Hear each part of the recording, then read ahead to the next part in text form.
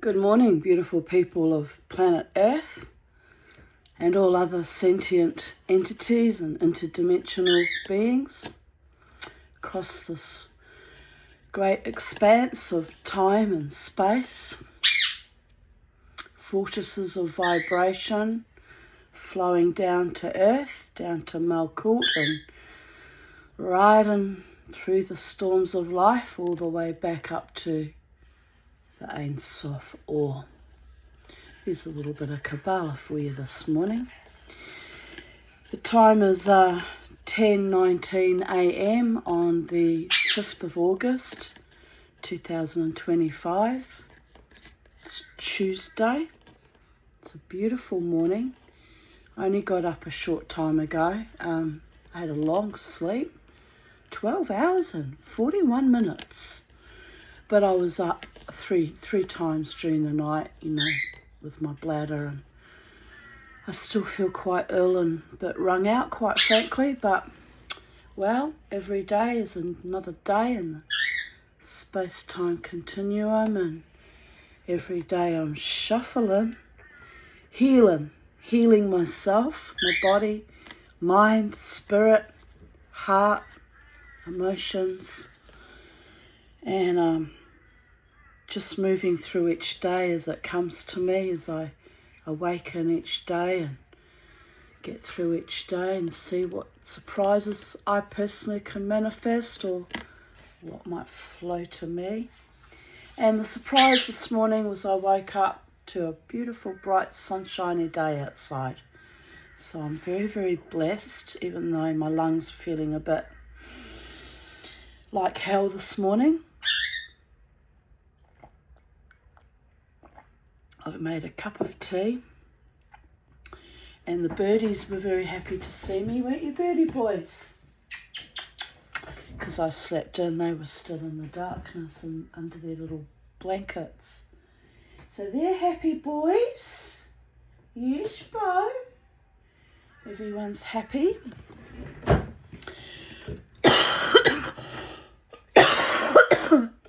So I thought I would continue reading this book to you all and carry on with that mission at hand.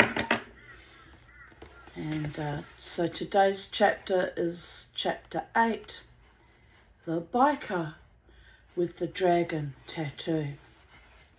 I'm his sister, and you slit his throat. A woman, upon meeting Lorne Campbell in an Oshawa bar. Just going to take the blind down a little bit, just take the edge off the peripheral vision of my eyeballs and not feel like I'm being stabbed in the eyeballs. I might even move this way. That kind of works, maybe, not really, but, well, I'm glad that we have sunshine. It's just a bit much when it's hitting you right in the retina. Right.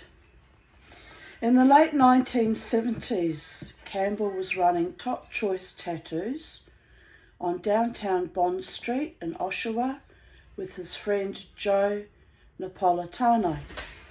Joe and his brother John moved in mob circles, and Campbell was amused by a story about Toronto area mafiosi once kidnapping Joe over a debt Joe owed to them in the $30,000 to $40,000 range. A sizable debt, I would think. The mobsters figured that John would pay his debt for the return of Joe. You guys know him, Joe told his captors. You know what he's like. The mobsters did indeed know what John was like, and they freed Joe. It was hard to be mad at John for any length of time. He had a certain charm and flair, and after his brother's release, he used a large portion of the booty to buy drinks for the men he was cheating. He would take them to the bar and it was their money.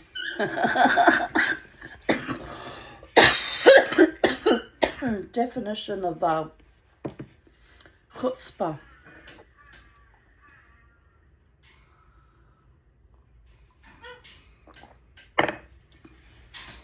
One of the employees in Top Choice Tattoos was Poncho, a skilled, if light-fingered, skin ink artist.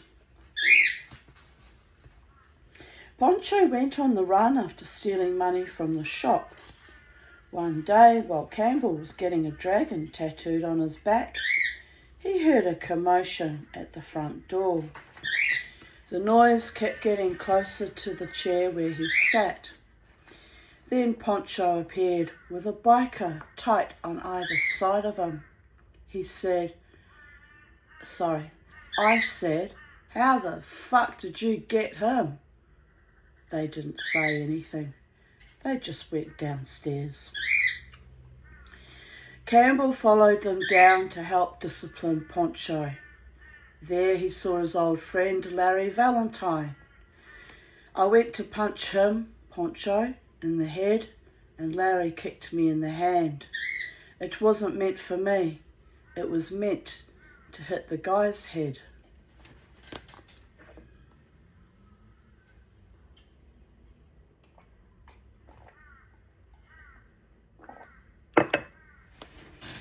The fumbling continued.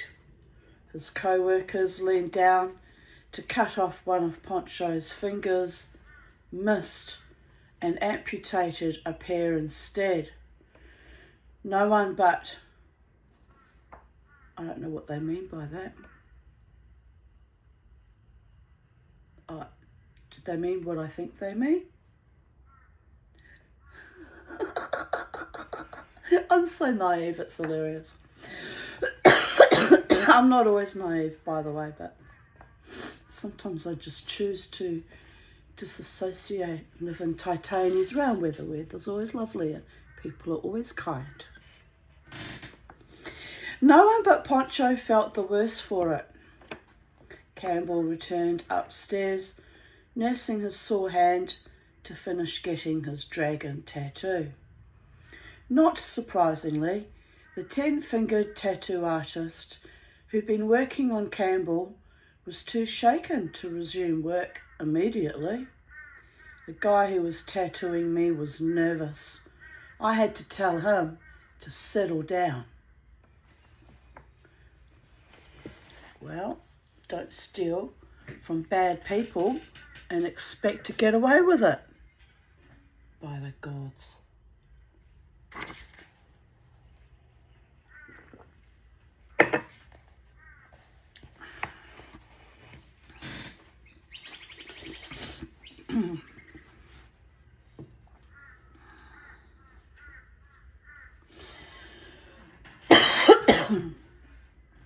One evening in the winter of 1976, at the Vagabond Motorcycle Club's clubhouse on Kintyre Avenue in Toronto's Riverdale neighbourhood, the music was so loud that Campbell was having trouble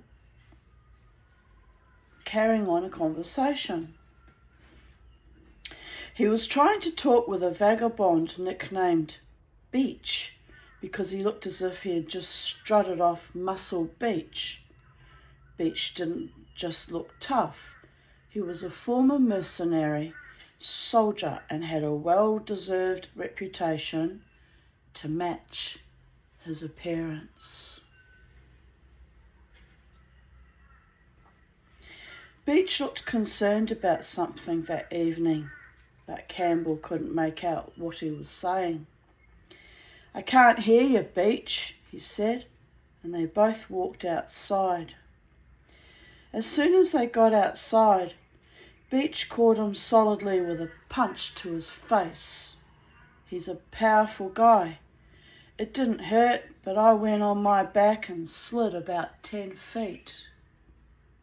It was the punch that didn't hurt, but it sent me flying. Campbell ran back at Beach, but vagabond President Bambi, that's a cute name for a press, Bambi, jumped into the middle. Bambi, he was a tough guy despite his name. I don't know how he got the name, I can well imagine.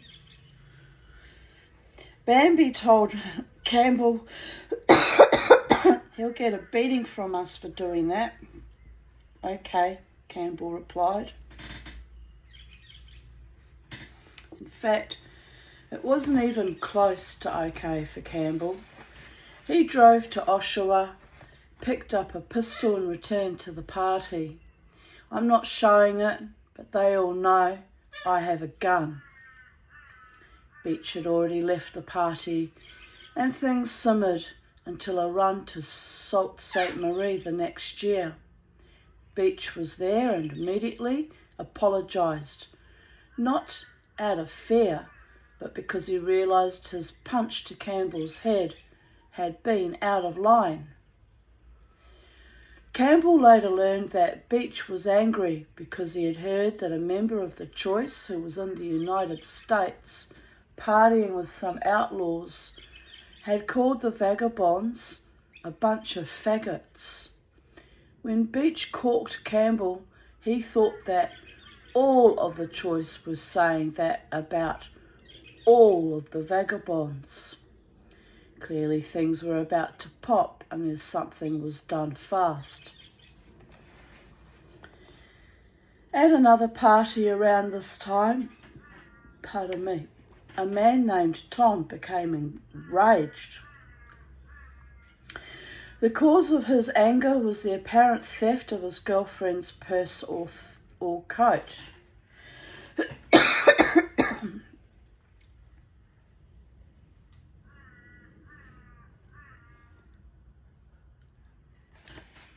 Venting his anger, Tom said that the thief would suffer dearly if he ever caught him.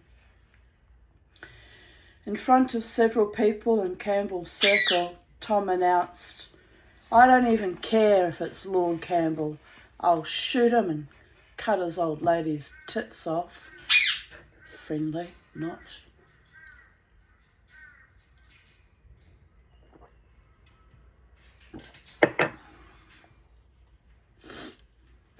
Tom felt bold enough to say this because Campbell wasn't at the party. Even so, it was a breathtakingly stupid thing to do.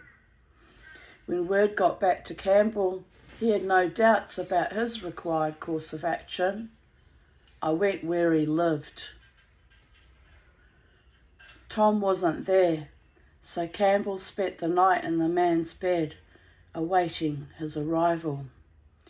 When Tom still hadn't appeared the next morning, Campbell joined up with his friend Schmutley.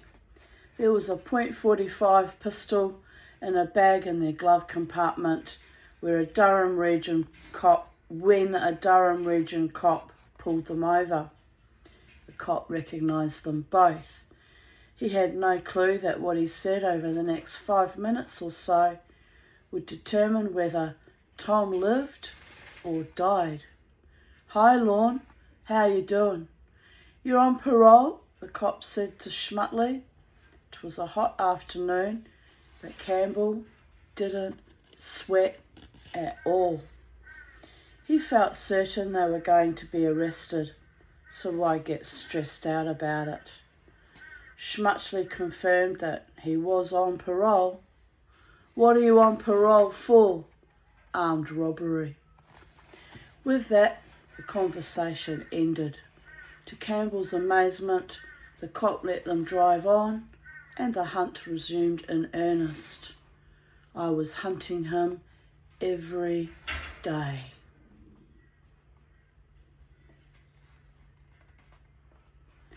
A real man. Unlike the animals Queensland police that let me and my daughters be threatened with our breasts being cut off and our eyes being dug out and our eye sockets being raped. My young children and I had to listen to that evil shit for 18 months. Till a bikie couldn't take it anymore. His nerves were shattered. He comes to my door 11 o'clock at night with an acrylic wine glass in his hand. I open the door and I nearly shit myself because I'm eyeball to eyeball with a man's belt. So I'm staring at this man's belt and I let my eyes travel upwards like this, very slowly. It kept going, it kept going, it kept going, kept going.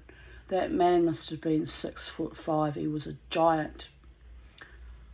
Finally, my eyes reach up and I meet his eyes, and I admit, I went a little bit pale. He was a giant and a stranger at 11 o'clock at night on my doorstep. I thought those filthy, dirty, perverted, fucking Moroccan Israelis had sent someone to kill me finally. So I just look at him. My kids were actually, fortunately, that Friday, it was a Friday night, we were on an access visit with their father, so I was all alone in the house with my pussycats. And I just looked at him and I thought, oh well, I guess this is how it ends. And I just stared at him.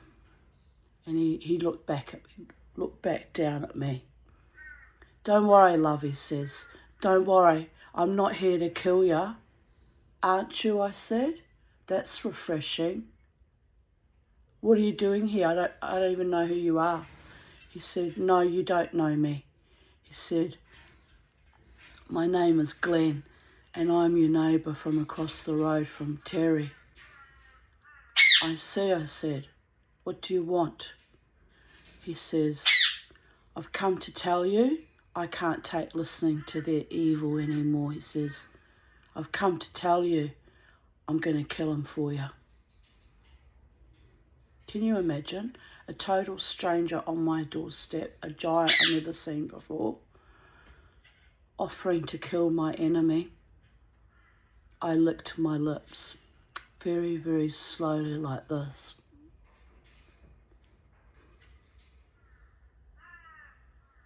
And he watches me, and he nods. He understood. I could taste their blood on my lips, because if anyone deserves to die, those two do.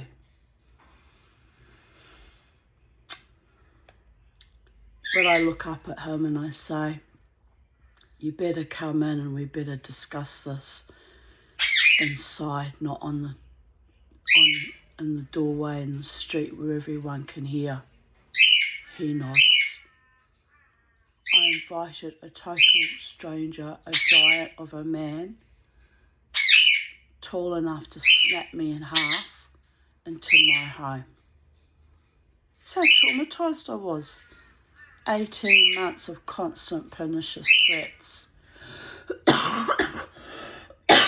Anyway, turns out it was a very nice man. Very nice man. He looked over at my dining table and I still had my Shabbat candles lit, you know, for the Friday night. In those days I was still religious, still observant anyway. And he said, oh, you have candles lit? I said, yes, it's a Friday night. I'm Jewish. We light candles on Friday nights. Oh, do you? I said, yes, it's a tradition. And he says, have you got anything alcoholic? I said, well, I've got a bit of kosher wine, I said, which is another tradition. We make a blessing to God using this little tiny, I just used to use a little liqueur or shot glass. To God, I said, but you won't like it. I said, it's not your kind of wine. Oh, what's it like? I said, it's like syrup. It's very thick and very sweet. He says, oh, mate, this stage, he says, I'll drink anything. So I look at him. I actually went and poured him a whole wine glass full, which was a lot. I said, go steady on that. He says, why, love? I said, 12% alcohol. very deceptive. It's why we only have a tiny little bit for our blessings. Oh, okay. He says, I'm a Christian. I said, oh, are you? I said, oh, that's nice. He says, yeah. He says, I used to be a rebel, but I'm now with the tribe of Judah. He says, I'm not supposed to be drinking. I said, oh, why is that, Glenn? He says, because if you're in the tribe of Judah, he says, you've usually not long come out of jail, and they try and reform you, and he says you're not allowed any drugs and you're not allowed any alcohol, and you've got to go to services every Sunday, you've got to do good works for the community. I said, yes, I know about that. You provide food to all the poor and the homeless people. I said, I've had food from your organisation. He said, yes, it's all part of the doing our Christian duties and being decent, upright citizens. If they find out I'm drinking again, I'm gone. Well, what do you mean you're gone? He said, they'll kick me out of the tribe of Judah. You're not allowed to be under any substances at all. Okay, I said, okay. So why are you drinking? He says, my nerves are shot. Your nerves are shot. He said, yep. He said, my wife's name is Tanya as well. And he said, every night, me and my two little girls listen to that asshole threatening you and your two little girls. And my little girls are traumatised and my wife's traumatised and I'm traumatised. I said, well, the police won't do anything about it. They want me to pay a $50 good behaviour bond and then they might do something about it. But we all know that that's just a waste of money, which I don't have. I need to buy food for my children, not throw money on pieces of toilet paper you can wipe your ass with. He nodded. I hear you, Tanya, I hear you. I've heard it, he said. I've listened to it for 18 months. He said, I was a reformed alcoholic. I was doing well. I'm back on the wagon now. He says, I don't know how you cope. And he looked at me, big giant of a man. Mind you, we were sitting down, so we were a little bit more, eye level to eye level. But he looked me in the eye. He said, Tanya, you're the strongest woman I ever met in my entire life. He said, and I grew up on the wrong side of the tracks. Really, really rough. He said, I've never met anyone like you. I said, oh, honey, I said, you've just had a few kosher wines. It's 12% alcohol. You're just idealising me right now. No, he said, no. He says, how are you not drunk every night and on drugs? I said, I've got kids to raise. One simply doesn't fall into those habits. It's not a luxury I can afford. He nodded. He says, I'm an alcoholic. I said, I get it. No judgment. I get it, I said. Trauma issues. We all fall into that when things get hard, But I said, I'm just grateful that I didn't ever fall into that. Just everyday life is difficult enough for me without having to completely eviscerate everything, which I ended up, some years later doing with the psych meds anyway, because I was deeply traumatised by those bastards. To this day, I still lick my lips at the thought that somebody decent and honouring who actually cares about women and children might actually kill them one day. They deserve to die, those two bastards. Terry and his sister Gila. I begged her, and I beg no one for anything, but I begged her at one point, stop your brother from threatening my children and myself. You deserve it, she said. You were supposed to marry my brother. We were going to inherit all your mother's money. Those were her words. She had the nerve. She must have got news somehow after Mum's death. Or she must have got got, I don't know how she got news of it, but anyway, she had the nerve, 2012, to ring me, the dirty bitch. Did you inherit any money from your mother? I said, what's it got to do with you? Why are you ringing me? And she says, I hear you lost everything. And just starts laughing. I just put the phone down. I thought, if I find that bitch, I'm going to murder her myself. This is just talk you understand. Haven't murdered anything or anyone. But they deserve to die. They really do. Those two rotten people deserve to die. Because of them, they traumatised my prepubescent, forming into their own womanhood daughters so badly. Neither of them have had children, and neither of them have a relationship with me anymore. And that relates right back to the trauma they were afflicted with those animals there when I was living there at Waterford West. And I blame Queensland policing for it too. They could have easily stepped in. I was ringing them every third or fourth night. Glenn, in the end, was ringing too. I said, you can't kill anyone, Glenn. It's just not civilised behaviour. But I want to. I said, yeah, I'm sure you want to. And it'd give you a quick feeling of triumph and release. And then you'd have to deal with a fucking dead body. And then you'd get caught. And then you'd sit the rest of your lifetime in prison in a golden cage. For what? I said, those trash aren't worth sitting in prison for. He says, you've actually thought about it, haven't you, Tanya? You've thought it through. I said, my oath, I've thought it through. I said, will you come to my door offering to murder those bastards for me? I said, that was the most beautiful gift anyone ever offered me in my entire life. I said, but you just can't do it, Glenn. You can't. You'll suffer for it. For what? Anyway, so he said, what will we do? I said, we'll call the police together. I'll call, we'll tag team. I said, they're not listening to me because they don't care about me. They want me dead too. I said, they don't care about my children. They don't care about it. They're just animals. I said, but if you call up and your wife calls up, and if you can get your other neighbours to join in and call up, they have to take notice because there's too many people reporting.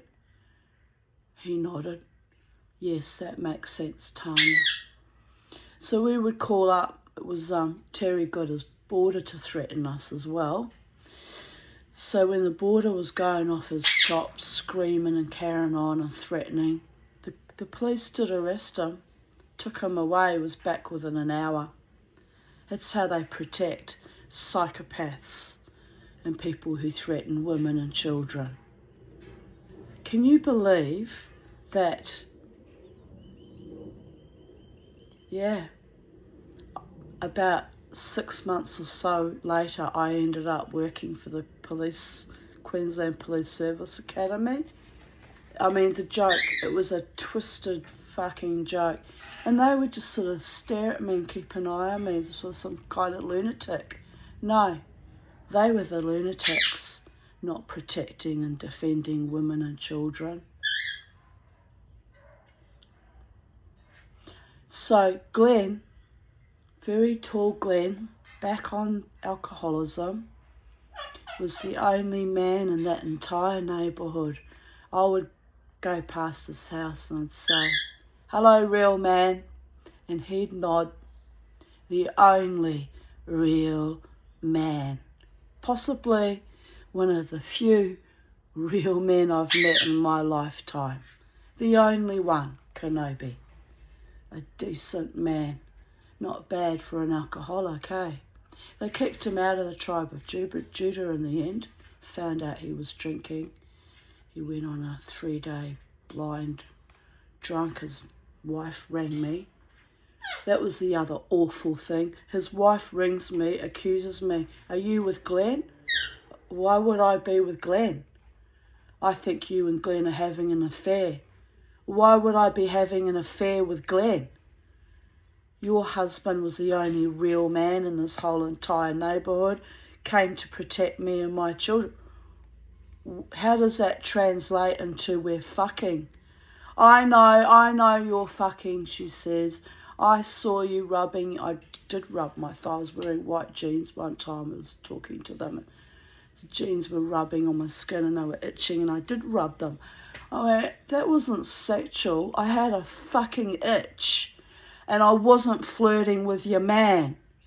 Oh, well, I reckon you're with him. I said, come round to my house and come and see if there's a man in my house. I said, after the way my children and I have been cheated by a man I once used to have a sexual relationship with, I said, I about as much want to fuck a man as eat a dead rat.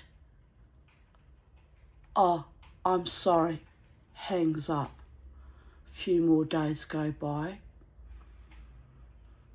I actually called her. I said, have you found Glenn yet? She said, no, but he's on a blind drunk somewhere. I said, has he done this before? She said, yeah, back in the day, before he went to jail. Okay. I said, well, I hope he turns up okay. Anyway, I never saw those people again. I did not appreciate being accused of sleeping with a man who'd actually been a decent friend to me. And what a way to start a friendship, turning up on your doorstep at 11 o'clock on the Sabbath on a Friday night, offering to kill your filthy, festering, cuntish, animalistic former lover and his sister for me. Anyway, wherever you are, Glenn, former rebel, former tribe of Judah, if you're still alive, God has blessed you always. I hope you and your missus sorted things out, and I hope you got back off the booze, but if not, wasn't going to be a good picture for you. But you, sir, were, and in my eyes always will be, a real man. A real man. Right, we continue on. Excuse me, I just got a little bit emotional there.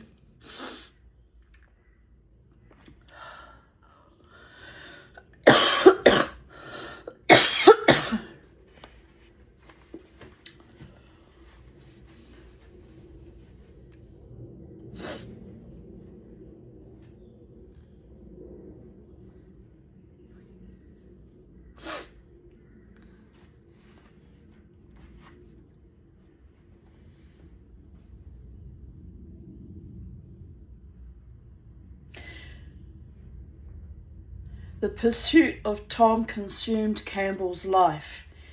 He went to parties he figured Tom might attend.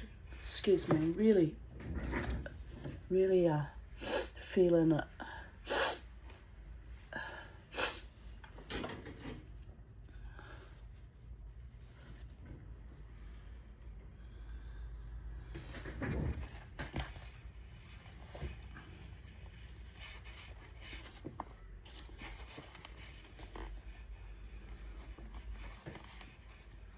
He went to bars that Tom frequented. In the end, Campbell couldn't stand the prospect of hearing Tom's friends say one more time that they didn't have a clue where he was. I started hitting people. Finally, someone told me. Tom was reportedly in the Cadillac, the same Oshawa hotel where Campbell worked as a bouncer. It was too good to be true. Once again, the hunters and the hunted had returned to the same watering hole. Before Campbell could get to him, Larry Valentine stepped in. He told Campbell that Tom had recently dropped Campbell's name, as if they were good friends, and then talked about someone Campbell wanted beaten up. Pardon me. Valentine thinking he was doing a favour for his friend Campbell, went to the home of the stranger Tom had mentioned and brained him with a large glass Coke bottle. Ouch. Larry, you just got suckered in, buddy, Campbell said. Now they both had a serious grievance against Tom, who didn't have a clue how much his fortunes had become. They approached him together, and before Campbell could do anything, Valentine smashed a glass across the front of Tom's neck. Phone the fucking ambulance, Campbell ordered a bouncer. None of the patrons seemed to notice the man bleeding all over the bar. After it was over, we just sat down and drank another beer. Tom survived, although Campbell heard later that it was only because the ambulance arrived on the scene so quickly and the attendant was exceptionally skilled. A couple of weeks later, a woman Campbell had never seen before appeared alone at the Cadillac. She had the type of good looks that Campbell would have remembered. Not long after she walked in, she was smiling at him. "You Lorne Campbell?" she asked. A few minutes after that, they were dancing together, close.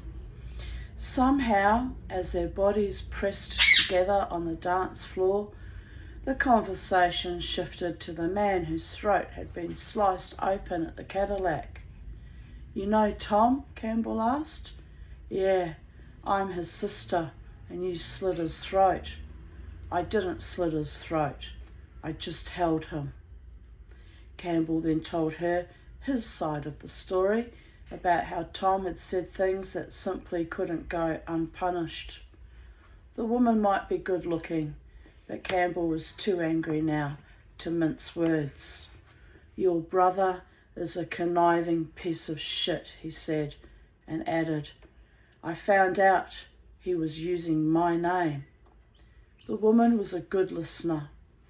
Later, in the evening, she admitted that she had brought a knife to the Cadillac, hoping to catch Campbell off guard so she could stick him with it. "It's the only night I ever seen her. I spent the night with her." As for Tom, Campbell later heard that he died of a drug overdose. The trash often takes itself out, does it not?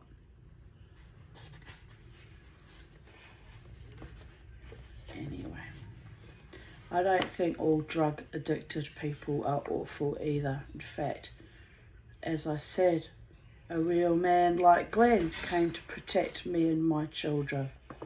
So there's shades of grey and everything. It's complicated. I treat people how they treat me.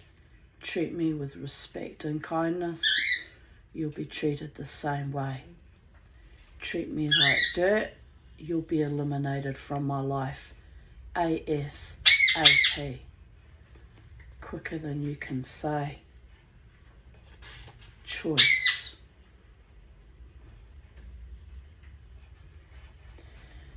Hamilton Choice member James Wench Callett was a particularly loud partier.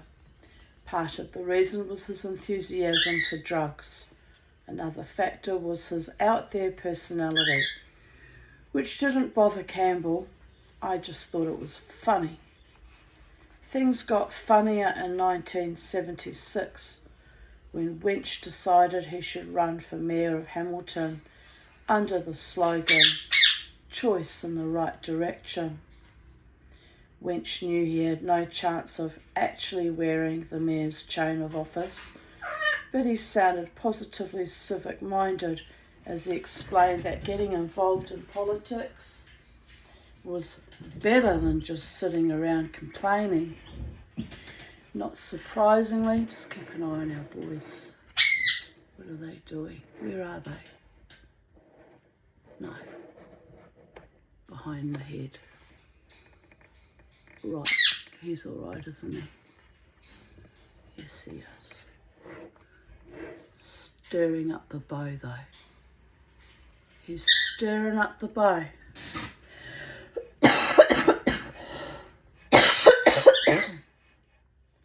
Not surprisingly, Winch proposed to curb police powers if he ever made it into the police commission. They have too much power and they're always bothering people, he told a Hamilton Spectator reporter. All joking aside, Winch saw himself as an inspirational figure for the little guy. I hope somebody will see that I'm a nobody running for mayor, and I hope that moves somebody with something on the ball to run in the next election. Winch truly felt his city needed someone like him in the corridors of power. Hamilton is in the dark ages with stuffed shirts at City Hall, and some are just out of touch. No one was shocked when Winch finished last at the polls, although some observers were impressed that he managed to get 1,000 of the 100,000 votes cast. A year later, Winch was back in the news. This time, nobody in the choice was laughing. There had been a disturbance at Winch's apartment building, most likely a drug binge that got out of hand.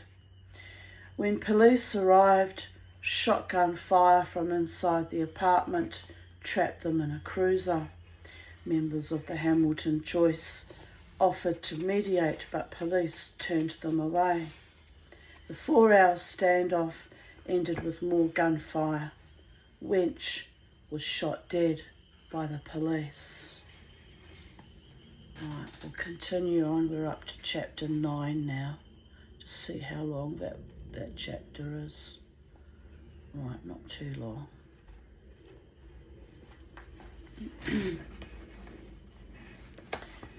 Chapter 9, Family Breakup. Knives, guns or fisticuffs, keep in mind that I am good at all of them. Lorne Campbell challenging a biker to a fight. Campbell hated few things more than conniving. Me too. He liked to handle problems face to face, man to man. Conniving was especially rank to Campbell when it involved an attack on his extended family, the Satan's Choice, and there was plenty of that going on when the American-based outlaws sought to woo away choice members. The outlaws were the oldest of the big outlaw motorcycle clubs.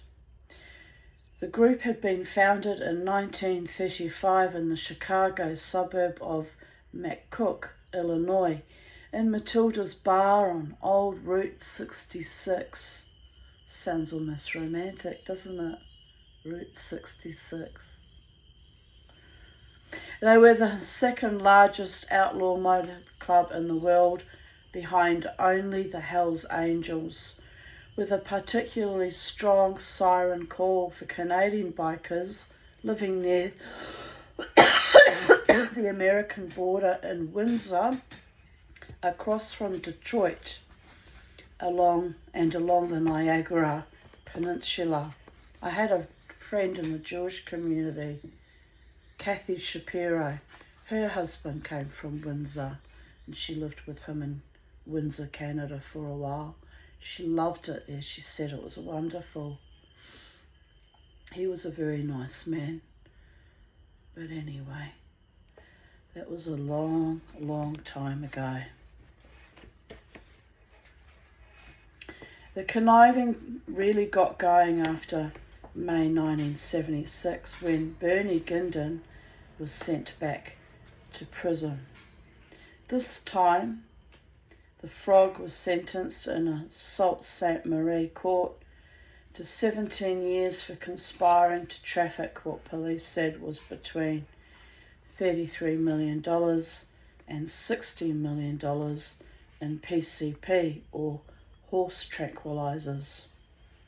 The conviction also deep-sixed Gindon's hopes of qualifying as a member of Canada's boxing team at the 1976 Montreal Olympics. There wasn't any evidence directly connecting Gindon to the stash of drugs, but police put together a damning case nonetheless. Police had a letter he had written to clubmates while awaiting trial. It read, "What's really going to sink me is the undercover man from Buffalo, Kenneth Peterson, a special US agent if he shows up. If he sings the way I think he might, I'll be going away for at least a dozen. If you hear of anyone who might be of help, let me know. I just found out his name. That's why the delay."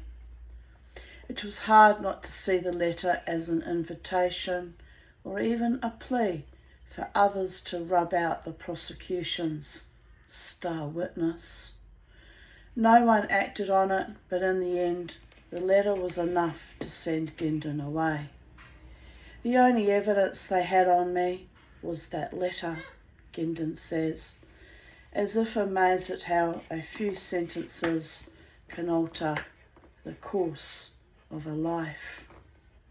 2 others involved in actually trafficking the drugs got relatively light 10-year sentences. Gindon suspected he was sold out by a man who had been introduced to him by Garnet Mother McEwen, a St. Catherine's member of the Satan's Choice. Gindon won't say much about McEwen, as outlaw bikers are loath to criticise each other publicly. The frog limits his comments to a terse 6 words. Mother was a big fat son of a bitch. It stung Gindon that McEwen assumed his presidency of the Choice just as Gindon was heading off to Millhaven Super Maximum Security Penitentiary. Worse yet were his suspicions that McEwen was conniving to sell out his club to the American-based Outlaws. The tensions within the club regarding the Outlaws were just simmering in 1976 when Campbell drove to a biker funeral in Montreal with Moose, a friend from the Paradise Riders. Campbell was bellied up to the bar in the Montreal Choice Clubhouse when he heard a commotion in another room where he knew Moose sat playing poker. Someone had stabbed Moose a half-dozen times in the forehead with a buck knife. The wounds weren't life-threatening, but it certainly didn't make Campbell or Moose feel welcome. It's understated, isn't it? "What the fuck did he do?" Campbell asked someone in the room. "He spilled a bottle." Lorne made sure Moose was taken to hospital, then returned to the party where things only got worse. Clearly, Satan's Choice members who were leaning towards joining the Outlaws were trying to stir up something with club loyalists and their friends. They wanted trouble, Campbell says. They wanted something to happen. A Windsor Choice member said, not so far from Campbell, "You can say things in front of some of your brothers, but other brothers," he gestured towards Campbell, "you can't." Later that weekend, a Windsor Choice member named Dave Seguin seemed particularly bent on insulting Gindon's old Oshawa chapter. Oshawa was the birthplace of the Choice, and there was no chance that members there would be given up on their club, it was to the turncoats' advantage to belittle them. If I broke down in the 401, I wouldn't phone anyone from Oshawa, Seguin said. That's how much I hate Oshawa. It was impossible for Campbell to remain silent after hearing that. You know what, Dave? You don't even know me, Campbell said. Then Campbell introduced himself with 5 knuckles to Seguin's head, which dropped him onto the floor. A group of Windsor Choice supporters rushed in and began pounding on Campbell. I've got 6 guys behind me, boot-fucking me, and I'm pounding on Dave. He's yelling, let me go, I said. Not till I'm finished with you, Dave. This ain't hurting me. Get the fuck out, McEwen shouted at Campbell, who recalls, he hit me 6 times. I said, you have no idea what you're getting into. I thought, you fucking coward. Even without the nasty aftertaste of the Gendon trial, Garnet McEwen had never impressed die-hard Choice members like Campbell. Mother seemed no more than a caretaker president, and a weak one at that. Where Oshawa had always been fiercely Canadian, McEwen appeared a traitor to the very club he was supposed to be protecting, eager to sell them out to the expansion-minded Americans. No Canadian club had ever folded into an American one before, but Campbell was certain there was going to be a split in his beloved Choice, with the Outlaws taking several of their chapters. There were grumblings that McEwen had been wined and dined by the Outlaws in the States and was sacrificing his old club for compliments, booze and women. He was given young girls, things that he would never get as a big, fat, stinky guy selling pencils on the corner. When Bernie was sent to prison, it made it easier for Mother to sell out. It paved the way for the Outlaws to groom Mother. When Gendon was around, the Oshawa chapter was not to be fucked with, in the same way that bikers had a particular respect for the Oakland Hells Angels, one of that club's original chapters and long-time home of Angels icon Ralph Sonny Barger. Was it Sonny Barger that started the Sturgis in South Dakota? I think it was. I've heard that name connected to that. I'm pretty sure that's where I heard that name connected to. Anyway, nobody fucks the Oakland guys wherever they go. You fuck with one Oakland member, you fuck with them all. And when they rode to somewhere, you know it's Oakland. You just don't fuck with Oakland. Campbell had never been one for grey areas, and he had often made it patently clear that he didn't respect McEwen, whom he considered a waddling insult to everything the Choice in particular and mankind in general should represent. Aside from teasing him about his very real pencil-selling past, he had occasionally ribbed McEwen about the fact that he wore a plastic leg, saying, "You never had a leg to stand on." There was no love between them that night in Montreal, as McEwen ejected him from the party after his dust-up with Seguin. Shunned, Campbell walked 20 kilometres towards Dorval Airport through the snow and sleet, wearing cowboy boots and just a t-shirt under his sweater.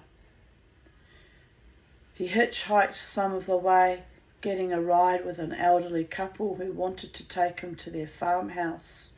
He also walked on the median and finally settled for the night in an abandoned, unheated house. It was very, very cold. A few weeks later, the Choice held an official meeting about the punch-up.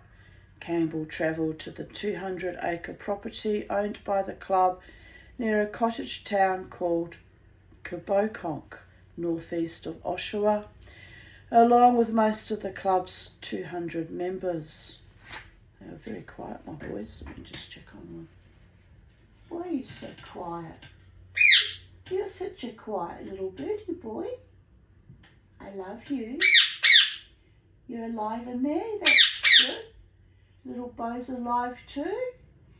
Little Beau was singing the most beautiful song this morning. It lifted the energy of the whole house.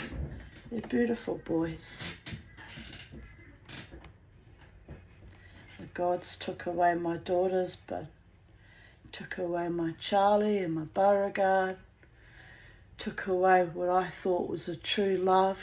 Jesus, I know. Mama T always living in some fucking fairy world.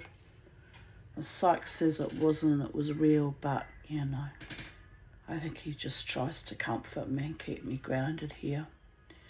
Anyway, they took it all away, but they gifted me birdies instead. I want to cry when I think about it. I'm grateful for my birdies.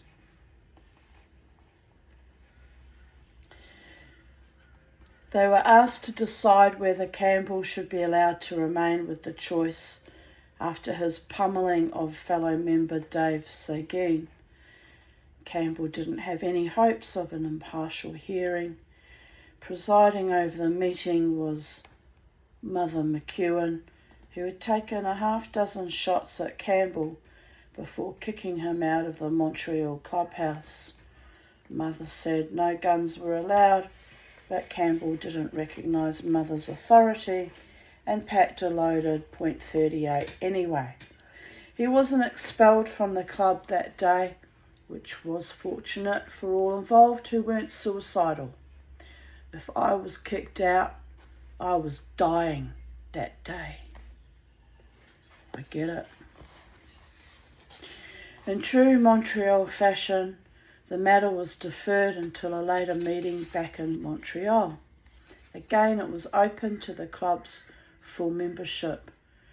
There, Campbell challenged Seguin to skip the formalities and settle the matter between them. Knives, guns or fisticuffs, Campbell said.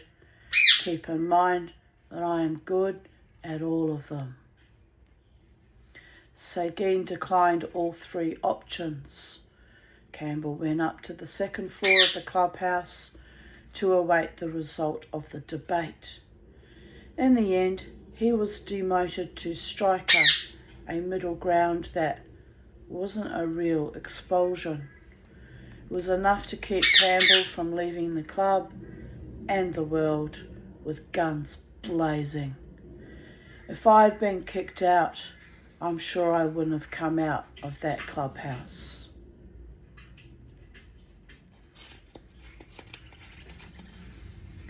Hello, Turkey. There's nothing for you there. I'm not feeding you.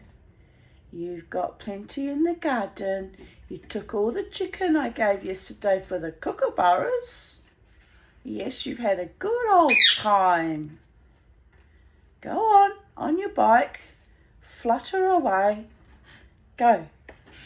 That's it, good boy.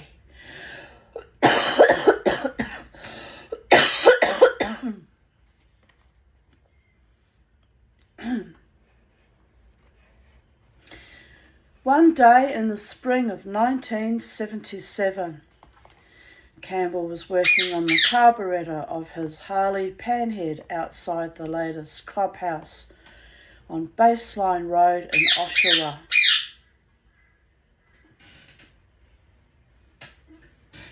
His driver's licence was suspended for unpaid fines and he wasn't supposed to operate any motor vehicle.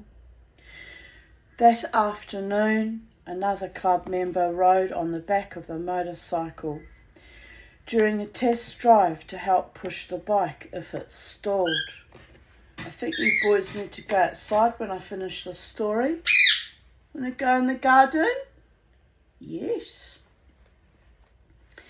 Campbell was well known in the area and was wearing his choice colours, in case anyone had forgotten who he was.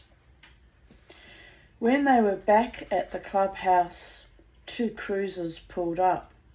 "You were riding your bike," an officer told Campbell. "No, I wasn't."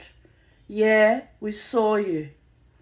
The biker who was with Campbell piped up. "I was driving it." They told Campbell he was under arrest for driving under suspension. "Can I go in and get my boots?" asked Campbell, who had been working barefoot. The officers obliged, which wasn't surprising. Even though I had problems with them, they knew I would never run. At the police station, Campbell learned he was also charged with conspiracy to commit perjury.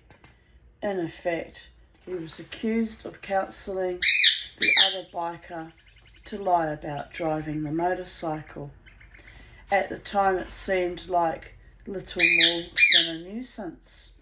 There was no way of knowing that such a seemingly trivial incident would soon affect his life and the lives of half dozen others in a massive way. Campbell got a hint that things might be going south when he saw 2 ex-girlfriends of club members in the Whitby courthouse, ready to testify for the Crown. In the outlaw biker world, as in many cultures inside or outside the law, an angry ex-lover is not a force to be taken lightly. One of the 2 men had gone out with a biker named Randy. They had no children, but during their breakup, they had a particularly ugly dispute over custody of their fridge, which Randy had taken. The other woman at the courthouse was just plain angry about her own breakup with Larry Hurren. Campbell could sense it was going to be messy if they hit the witness stand, although he still didn't understand exactly what the Crown was intending by getting the 2 women involved. He had plenty of experience with the courts, but he had never even heard of a conspiracy to commit perjury charge. "That's like thinking about telling a lie," he says. The women's hard feelings threatened to drag Campbell down if they took the witness stand and started spouting off about him and the club.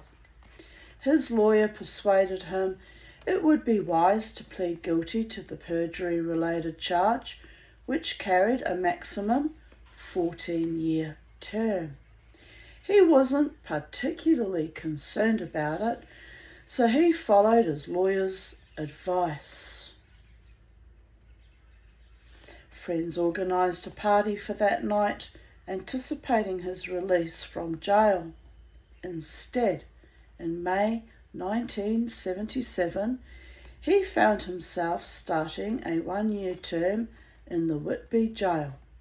It seemed like a joke, but it was a bad one, and it was on him. That fridge cost me a year of my life. He, Randy, took the fridge. I took the brunt. In a few years, that perjury conviction would haunt the club big time. At the Whitby jail, Campbell settled into a job in the kitchen. It's a clean, good job, and the food would be a perk. Jail staff planned the meals and inmates prepared the food. One day, the menu read, fried liver or bologna. What do you think that means? Campbell asked a co-worker. I don't know, the other man said. It's kind of ambiguous. Let's just give them the bologna, Campbell decided. I don't feel like cooking. Not long after that, there was trouble in the cells. The guards told me everyone was throwing their bologna through the bars. Campbell got one of the guards to let him onto the range at the epicentre of the bologna tossing. Anybody got a problem with me? Bring it on, Campbell said. No one did. Despite the bologna incident, Campbell prided himself on his kitchen work and didn't let the near mutiny get to him. It was all fucked up food in jail anyway. He decided there was simply too much fat in pork roasts to prepare them for his fellow inmates. I refused to cook it up, refused to even touch it. He also refused to serve powdered milk, telling fellow inmates, if you get powdered milk, it's not me, guys. He took particular pride in his mashed potatoes. Preparing them in a large metal pot afforded him a chance for a vigorous workout. There was no lumps in my mashed potatoes. I was really proud of that. I was sweating in them, putting in the milk and butter. There was sweat in them, but there was no lumps. People loved them. I mean, you have to laugh. I suppose a bit of sweat would have just made it extra salty, am I right? Yuck. While in Whitby jail, he was given a psychological survey that included questions about whether he had ever had sex with his mother, father, or siblings. What the fuck? Who even asks shit like that? He checked yes to all of them, which amused at least one guard who could see it was a joke. Campbell says he should also have added, I fart in the bathroom too, and I bite the bubbles. Fucking idiots. The psychologists, I mean, not him. Friday, July 1st, 1977, was Black Friday in Campbell's world. That was the day half of the Satan's Choice Motorcycle Club patched over or switched membership to the Outlaws. The club's Montreal, Ottawa, Kingston, St. Catharines, Hamilton and Windsor chapters joined the American-based club. Remaining loyal to the choice were the Toronto, Kitchener, Oshawa, Peterborough and Thunder Bay chapters. Like his mentor, Campbell was stuck in jail, powerless to do anything but fume and grieve. The split never would have gone down if Bernie was still out, but Bernie Guindon's influence was not to be challenged. When he talks about people having parts, he's got all kinds of parts. On a happier note, Campbell was voted back into full membership in the club.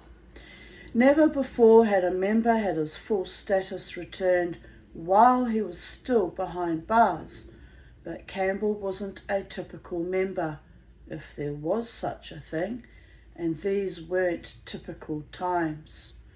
I took it that they had finally seen the light. Campbell was into the final month of his perjury sentence when he got news that the Hells Angels had also expanded into Canada.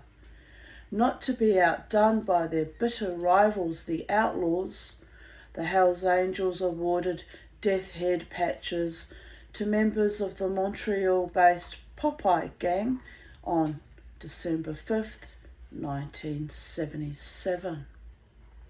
This move to turn the Popeye, there was no S in their name, into Canada's first Hells Angels charter, as the Angels call chapters of their club, made sense in the biker world of realpolitik. The Popeye were tough but isolated. Patching over to the Angels provided the former Popeye members no small measure of support and protection. As the American-based clubs moved in, Guindon still faced several years before he could even hope for parole. The days when their biggest threat was the likes of Johnny Sombrero were long gone.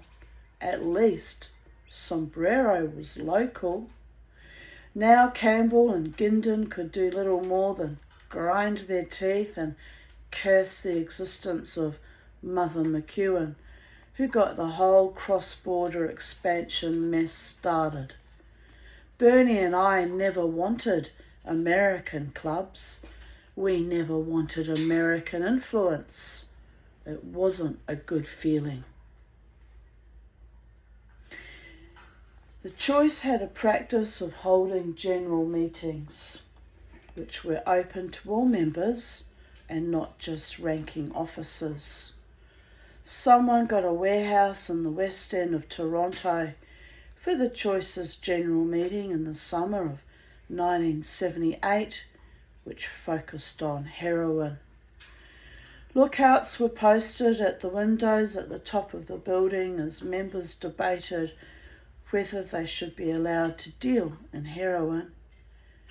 Cocaine hadn't really made a major impression yet, and heroin was the drug that attracted the most heat from police. The two members most in favour of dealing heroin were Ken Gooby, a lanky, balding former maritimer, and his friend and partner in crime, Armand in the trunk, Sanguini, a fellow Choice member with tight Toronto mob ties. Their argument was that they snorted heroin and they didn't have a problem with it, Campbell says. The debate was still underway when a lookout shouted from his perch at the windows, "Here comes the cops." Cruisers filled the lot as the bikers attempted to bolt from the warehouse. Campbell didn't make it out of the lot before his car was pulled over. Every one of these cops has got his gun out. Campbell got out of the car with Larry Valentine. Nobody ever called Larry calm or discreet. "You'd love to shoot me, wouldn't you?" Valentine shouted at the cops. "No, we're here to look after things," an officer replied. "We don't want to shoot anybody." "Fuck off," Valentine retorted and slapped off the officer's cap. Campbell walked up to the officer, who seemed to be in charge, and motioned towards Valentine. "Can I talk to him?" "I wish you would." Campbell approached Valentine and gestured towards another officer who was holding his cap in front of his body so that it covered his other hand. "The guy in the front of the cruiser has his throwaway right under his hat. I saw it." A throwaway is an untraceable firearm that some officers carry. It's clearly illegal but useful in a pinch. Can be dropped beside the victim of a shooting to make him look armed when he wasn't. It can also be used to shoot someone, since it's not easily traceable like a service revolver. "Oh yeah? Do me a favour and get back in the car." It felt like a lifetime as Valentine considered his friend's advice. Most likely it wasn't more than a few heartbeats. The It's only about 3 seconds of my life, Campbell says. Then Valentine got back in the car. It was clear that many police officers despised the bikers, just as many bikers hated the police.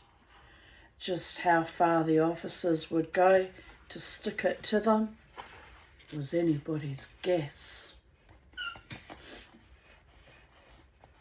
Campbell was shaving one morning when Charmaine took a phone call saying that his father had cancer of the pancreas.